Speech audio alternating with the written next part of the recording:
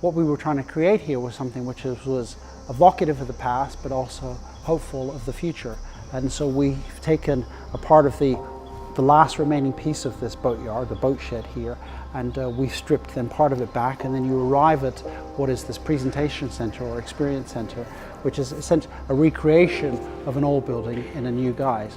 And within that, of course, we communicate all of the attributes of living in this location.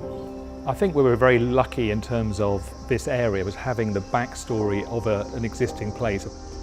So we come through into what an area reminiscent of a boatyard, then moving through to this palm grove which occupies the old frame of the existing shed, and then into an area which is really about a covered courtyard, which relates back to the idea of a smithy, of a forge, of a metal workshops, which we're all here to support the East India Dock.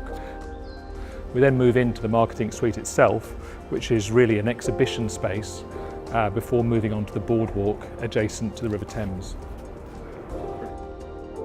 I think one of the most interesting things when we came down here for the first time is that although we're surrounded by water, in terms of obviously the River Thames, the River Lee, Bow Creek, you don't really experience that in terms of the existing buildings cut you off from those river views. So one of the things we were looking at was building up this journey from street to river through a sequence of spaces, but also choreographing that quite specifically so you didn't get the river view of the Thames until you were in the building itself.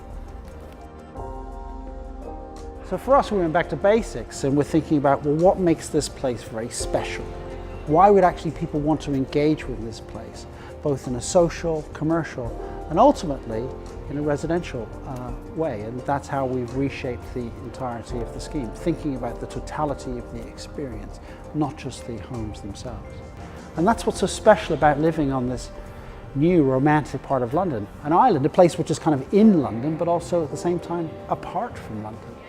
And it's that specialness that separates what Ballymore puts in the marketplace from other people. As I said, consumers have choice and preferences, and it's our job to shape that choice and that preference with something which is a little more seductive, provocative, interesting. And to that end, we've been very successful.